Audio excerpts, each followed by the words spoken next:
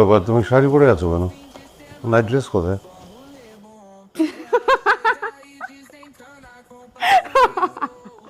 হাসছো কেন তুমি? রেজাউল, তোমাকে দেখে বোঝার কোনো উপায়ই নেই যে তুমি ইউনিভার্সিটিতে পড়ার আগ পর্যন্ত গ্রামেই থাকতে। হ্যাঁ, এখন আমি শহরে থাকি। আমার বেশভূষা আচার আচরণ সব তো শহরের মানুষের মতোই হওয়ার কথা, তাই না? তো ঠিকই আছে। তাই বলে বুঝি শেকড় ভুলে যেতে হবে? গ্রামে এসে নাইট ড্রেস পরে ঘুমাতে হবে? দেখো, আমার স্ট্যাটাস সম্পর্কে আমি সচেতন। আমি জানি আমি একজন অফিসার।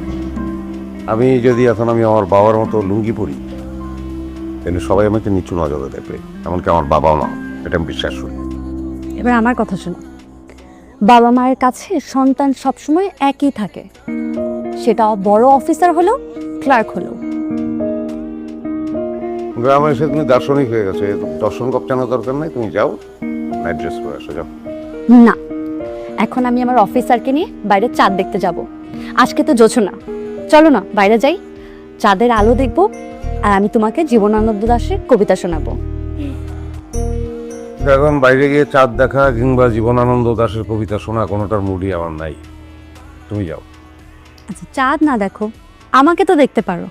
দেখো, আমি একটা টিপ পরেছি, বলবে না কেমন লাগছে আমাকে? বিরক্ত লাগছে তোমাকে আমার, কারণ এখানে আসার পর থেকে তোমার আচার আচরণ ভাব সব কিছু আমার কাছে অতিরিক্ত মনে হচ্ছে। আমার বাবা মার সঙ্গে তুমি এমন আচরণ করছো, মনে হচ্ছে তাদেরকে তুমি অনেক আগে থেকে চলো, কিন্তু আসল তো তা না।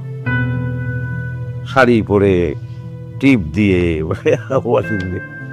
মনে হচ্ছে একটা চাষি কন্যা।